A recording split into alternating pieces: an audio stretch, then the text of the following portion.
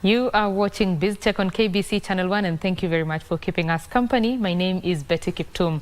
In these next 40 minutes or so, we shall be talking about matters the public wage bill, fiscal sustainability of the total public wage bill to the total ordinary revenue came down from 51.54% in the year 2017-2018 to 39.22% in the years the financial year 2023-2024. What has it taken for the Salaries and Remuneration Commission to get this number down despite the actual figures going up? To have this conversation is Lynn Mengich, who is the chairperson of the Salaries and Remuneration Commission. Thank you very much for joining us. Thank you, Betty. Karibu sana. Yes, we are talking of around 1.17 trillion currently in the immediate ended financial year. Mm-hmm. How did we get there? We got there in terms of the percentage. Mm-hmm. Historically, there was no commission, of course, we know that. So before 2010, the salaries were reviewed by different commissions that was set up temporarily, committees, and therefore we got to a situation where there was no one body really focusing on wage bill and looking at what it means to have a wage bill that is fiscally unsustainable. So it is for that reason that the citizens of this country then decided in 2010 that it's time to have a commission that will really focus on the wage bill. And the drafters of the Constitution then were concerned about a few things. The first one was, if we're spending so much money on the wage bill, it actually means that we are crowding out finances for development and other government priorities. Mm-hmm. And the question was then, how much really should the country spend on wage bill without compromising on development and other government priorities? That was a huge, huge concern at that point in time because of the historical issues. But the other concern also was about the equity and fairness in pay, because if you have very many institutions deciding on pay, and of course there was also the ability to negotiate with the trade unions, and at that point it was almost whoever is able to bargain the most was able to get the higher pay. What we ended up was salary structures that are inequitable, that you will find a public officer who is doing the same job earning 2-3 times the other.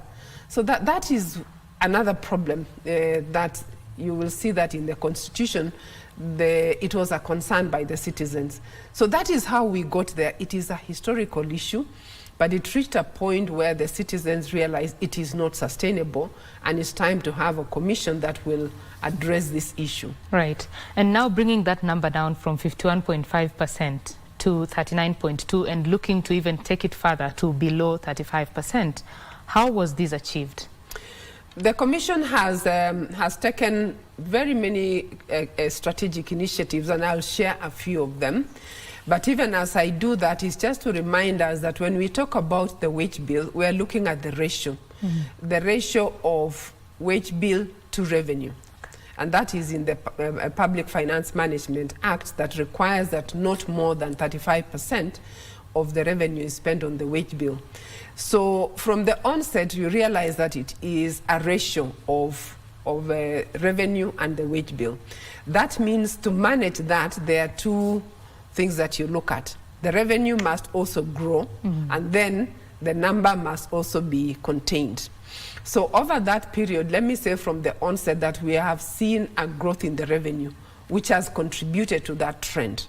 And then on the actual number of the wage bill itself, in absolute terms, has actually continued to rise. It has continued to rise over the period, and you will see that at the moment we are close to 1 trillion, right? 5 years ago, we were about 795 billion. So what then it's saying is that there is a trajectory of absolute amount growing, but the ratio has been contained. And therefore, getting to your question, Betty, is what has the Commission done to contain that wage bill? Right. But it's good to give the context so that as I answer is to now say, why has the wage bill in absolute amount gone up, right? Because that's important to understand. Right. So if we look at the wage bill today, the growth in numbers has largely been in the healthcare, education, and security. Now, and that is the context of a country with a growing population. We are a developing country. And as a developing country, and our population is growing, and we know that we've got a young population, which means that all this young population have to be taken care of. So as a country, therefore, government has an obligation to provide education, healthcare, security. I'm picking those three. There are others. But the main driver for the rise in numbers is actually in those three sectors. And just to give you another point is that if you look at the total wage bill today, 50% of that wage bill goes to education, right? Just 50% goes to education. So that sometimes when we look at the wage bill and we hear why did it grow, let's understand the basis for the growth, that will continue. So the commission therefore must be able then to say, yes, it is growing, but how do we ensure that we bring down the ratio? Not the absolute amount, but the ratio. And that means that the commission then has had to take very strategic interventions to bring that down. Right. So let me then share what the commission has done over that period. Please go ahead. The first driver of this wage bill is the review on the structures. You know, every institution and different sectors have a salary structure, right? That then determines how pay moves from one year to the other. So the first thing the commission did was to freeze a number of those salary structures. So, for example, in state corporations, the salary structures have been frozen for almost 10 years, actually. Meaning that although there is movement within the structure, it is minimal. But you cannot exceed, you cannot go above a certain figure. So that freeze of salary structures happened during that period. But on top of that, the commission then has an obligation, as and when the economy is not able to sustain any increase, then the commission must take measures. During this period, the last 6 years, the first one, we've frozen salary structures as a response to the COVID-19. Remember, 2019 happened, and the economy could not sustain any increase in pay. So there was a freeze in all salary structures in the public service. That took 2 years. After the 2-year period, then the commission then reviewed again to see whether the economy is able to take up a review. So, and even as we then took the decision to review, it is reviewed in the context of what can the country afford. Right. So that takes a lot of discussion with the National Treasury, projections on wage bill to see what the country can sustain. So that's the first thing the commission has done, is always ensure that any salary review is based on ability of the economy to sustain any review. The other thing the commission has done over this period is to look at allowances. A number of times when we say pay in the public service, we forget that pay is not just the basic salary. There is a lot that is in allowances. And so we undertook a study to understand what are all these allowances. And we found out that, you know, we have 247 allowances. That's huge. But they are not unique allowances.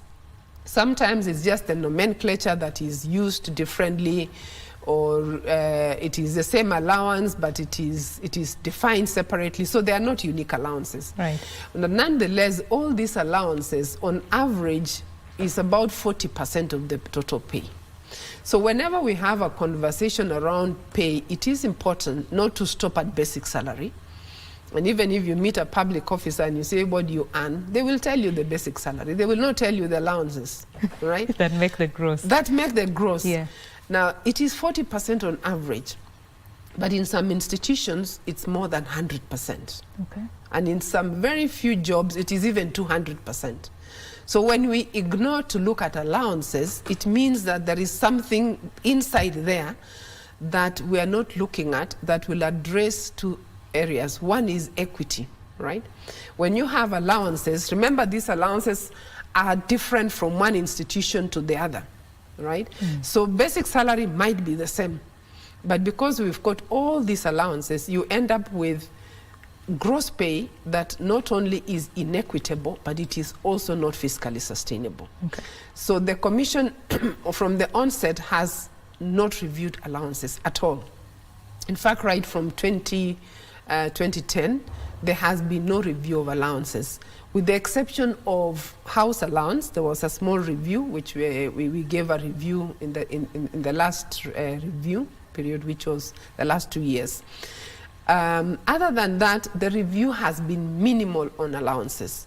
So what has the Commission then done? After that study, the Commission, with engagement from stakeholders, developed a framework, a policy framework to streamline allowances in the public service. Right. Now, to streamline allowances can only be done in phases. So phase 1 was to abolish any allowance that we could see is, one, it is amounting to double compensation. You know, you're already being paid, but it's double compensation. We then also looked at allowances that were not advised by the Commission and have been introduced post the 2010 Constitution, which means that they were not properly set up. So we abolished a number of allowances, and it resulted in a saving of about 11 billion in total. So that was phase 1, to just simply abolish allowances. The second thing was to look at those allowances that you may not have an absolute number to say this is what an individual spends, because they are more facilitative, right? Because they are facilitative, they've got a lot of indirect costs that you may not see upfront. Let me give you an example for the common one of DSA or per diem, as is commonly known, right? Per diem is a driver for a lot of indirect costs. And what we found is that there were common locations for destinations for any government meetings for government employees, right? And this tended to be where the per diem or DSA is higher. So commonly everybody is going to Mombasa. Those in Western Kenya, they're either coming to Nairobi or also going to Mombasa. Those in Nairobi would never have a meeting in Nairobi because there is no per diem, right? So you might then say, fine, you're spending this money on DSA, but I can tell you the indirect costs are even higher. The cost of travel to these locations, the time spent to go to these locations. And I remember a governor, in fact, shared with us and said, almost every week I don't have anyone in the office because they are in traveling all over the place. Yes, so not only are you losing money, but there is no time actually spent to work in the office.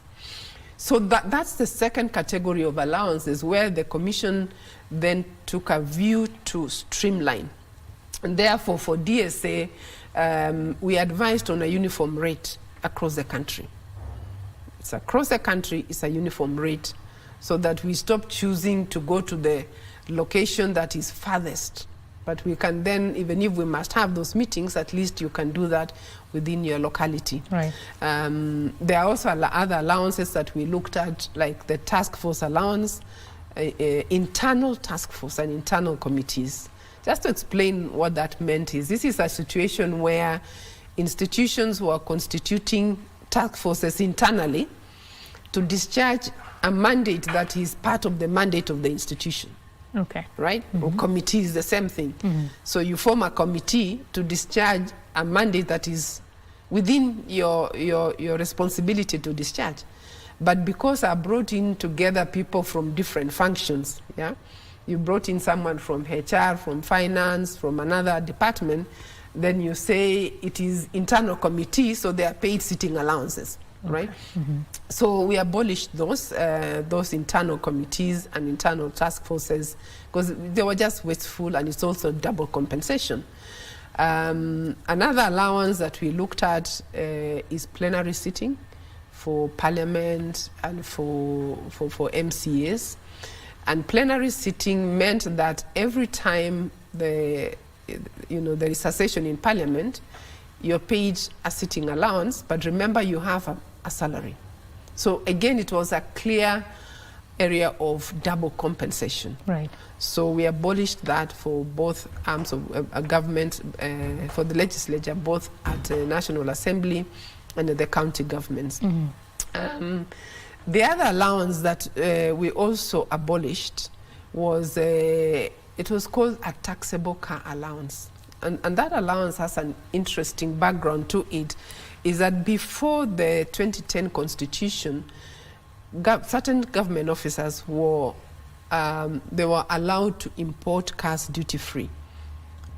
Okay, so imported a car duty-free. Not everybody, it was largely cabinet secretaries, permanent secretaries, and judges. So as you import this car, then it is duty-free. Then the Constitution then clearly says that no one is exempted from paying tax. And remember, at this point, the Constitution was, the Commission was already in place. But what then happened is the head of public service then decided to convert that duty-free into a taxable car allowance, which was 2 million at that point. And over the years, that 2 million became 5 million, became 7 million, became 10 million.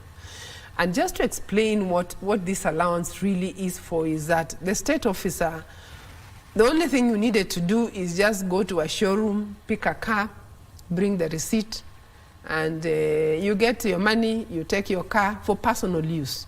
Okay. Now remember, these are state officers who are already given a car with a driver, fully maintained and fueled by the taxpayers. And then you are given another car for your personal use. So the Commission abolished, but I must say, unfortunately for the judges went to court on the matter. As a Commission, we felt strongly there is an area of conflict of interest. The court ruled that they are entitled as judges to that personal car. The Commission has appealed. We don't know what it would look like, but it is our hope that the taxpayers will not end up paying for personal benefits. Right. Because that is really for personal use. Yeah.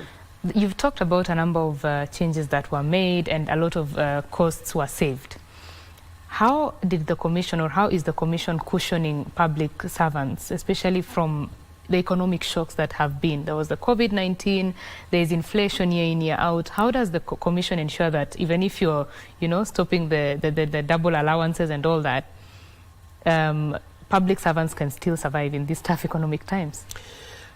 Now, the first thing is that the way the salary structures are designed in the public service is that there is a minimum and maximum that is given over the period. So what we have been freezing is the structure. Now, within that salary structure, there are notch increases. Yeah. So a notch is that you can move from within that structure. You can still move. The salaries can move.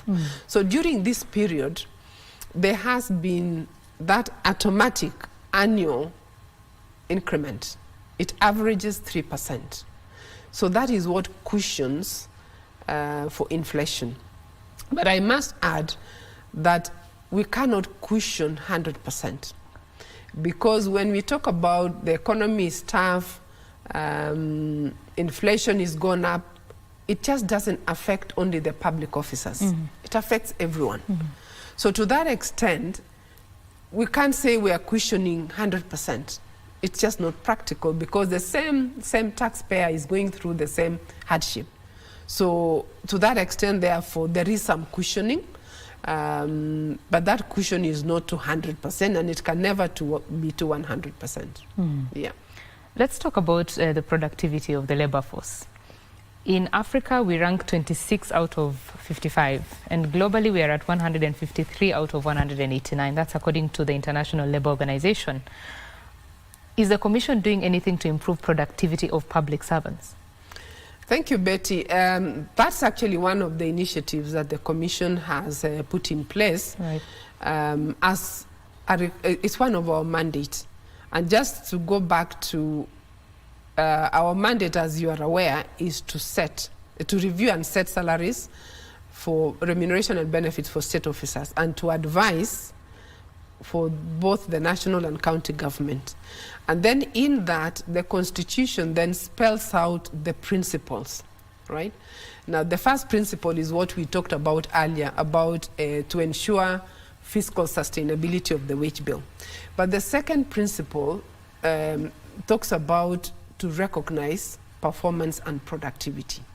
And that's why I will speak on that productivity from that context, that it is actually, the Commission is obliged to do that. It is part of our mandate. The other principles is, of course, to do with ensuring that the government is able to attract and retain requisite skills, then fairness and transparency. Then there is another principle in the SRC Act, which is equal pay for work of equal value. So as the Commission is discharging its mandate, it has to keep the 5 principles in mind. So now let me come to your question on productivity. So the Commission has the mandate to recognize performance and productivity. What does that mean? It actually means that as the Commission either sets or advises on remuneration and benefits, then the question of productivity must come in, right? Is this workforce productive? So that the pay ideally should not just be about inflation. Inflation is just one element, which we look at, cost of living. But the bigger question also is about labor productivity, right? So that when we compensate, we are also compensating for increased labor productivity. And the other factors, of course, we look at is the obvious one, is fiscal sustainability and equity of pay, because then we must see whether the pay for one institution is much higher than the pay from another institution. But central to that discussion is therefore labor productivity. So if we go back to the statistics that you have shared, where is Kenya? We're not doing very well in terms of labor productivity. And the question therefore is, which even as we look at this, is Kenya, we pride ourselves having the best talent in Africa. And I believe, and I actually support that. I think we have very good talent. So then the question is, why are we ranked very low, both in Africa and global? And that has been a key concern for the Commission. But we also recognize as a Commission that our role in productivity is only limited to the extent of remuneration and benefits. But that productivity is a wider topic that requires other stakeholders. And the Commission cannot speak about productivity in isolation of other institutions. And therefore, the Commission, recognizing that we need to collaborate with other arms of government, then through the second Wage Bill Conference, which was held in 2019, the issue about productivity was discussed as something that government needs to look at. There were some resolutions in that Wage Bill Conference, and as a result of those resolutions, 2 things happened. One is that there is a framework to recognize performance and productivity, which was launched by the Commission in 2023. So that is now operational. What that means is that there is a framework to recognize when institutions exceed their targets, or they must exceed. They are either very good or they have exceeded. Right. But the other thing that has happened is that productivity has now been embedded in the performance contracting cycle, so that all institutions are now required as part of their performance contracting to look at productivity. So what has the Commission achieved over this period is, through the Wage Bill Conference, to bring the discussion of labor productivity as a central discussion in performance management in government. But I must add that we are really very far from getting where we should be. We must develop productivity indices in all our institutions. We have not succeeded. We are still very far. The Commission, together with the National Productivity Center, piloted productivity measurements in 24 state corporations. About 5 have actually developed their productivity matrices. So there's some baby steps that have been done. National Productivity Center, for example, have now picked a model for Kenya, which is called the OMAX model, on how productivity should be measured. So that is good, that at least we are clear how productivity will be measured through using the OMAX model. We also have a curriculum at KSG, which was developed jointly with the Commission, KSG, and other stakeholders, and KSG is providing that training to build capacity on productivity. But that is not enough. Much more needs to be done if we've got to improve productivity as a country. And I must add, Betty, that unless Kenya improves productivity, we will not make huge strides. Productivity has a lot of benefits, If we are more productive, then our economy will grow faster. We will create more jobs. We will pay the public service better. So yes, as our term comes to an end, because in the next few weeks, my term will come to an end. It's one of the strategic areas that we are really handing over to the next commission and all the other stakeholders who have been collaborating with us to take it to the next level. Yes.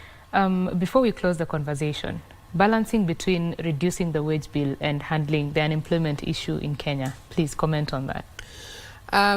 It's a question of chicken and egg, right? Right. If we really want to create employment, one, we must look at both private sector and public sector. Growth of employment should be driven by private sector, not public sector. And therefore, government must continuously push for enabling the private sector to grow. And therefore, that is where the employment will largely come from. So that government remains at creating an enabling environment so that we create more jobs. But at the moment, we are now in a situation where government is one of the major employers, and there is nothing wrong with that. But we must not employ at the expense of triggering growth in the economy. And that's why it is still a concern that we are employing in areas where we shouldn't. We've got a lot of concerns in the county governments, to the extent that their wage bill in some cases is close to 70%, because if you are spending 70% of their wage bill of your revenue on the wage bill, then what else are you doing? So bet it is a chicken and egg, but it must begin with accepting that growth has to come from private sector, and government goes back to creating an enabling environment for that growth to happen, so that we can now generate more jobs. Right. I'll give you 30 seconds to give us your closing remarks, kindly. Thank you very much. In closing, I want to say that the conversation of wage bill must continue to be central to any conversation in government. It is an area of interest to all taxpayers because if we crowd out finances for development and other government priorities, then we are not going to create even the jobs we were talking about earlier. We will not be able to grow our economy the way we should. And we reach a situation where there is an imbalance in what is priority for us. So wage bill must remain central. The Commission has put a lot of interventions. The trajectory is in the right direction. And we strongly believe that it will actually get to 35% in the next few years. The last wage bill conference, the third wage bill conference, the resolutions are all geared towards getting to 35% by 2028. But therefore, it remains for all actors in government to really implement the resolutions of the wage bill conference. So lastly, as I close, is really to thank all the stakeholders who have collaborated with the Commission, worked with us over this period, to the public who are always urging the Commission to keep doing the right thing. We got a lot of that, a lot of messages of goodwill from the stakeholders, from the public, And it was encouraging to see that the public actually know that this is an important space and they must continuously speak about it because it's important for all of us. So let's all continue talking about the wage bill. Let's keep the ball and make sure that we get to 35%. But even when we get to 35, we must not rest there. We must make sure that it is properly contained and that we do not lose track of why the commission was set in place. Right. Yes, so thank you very much. Thank you very much for joining us and all the very best. Thank you, Betty. Asante sana. That was Lynn Mengich, who is the chairperson of the Salaries and Remuneration Commission. We have been talking about the public wage bill, how to make sure that it comes to below 35%, currently at about 39%. My name is Betty Kiptum. Thank you very much for watching. Enjoy the rest of your viewing. Bye-bye.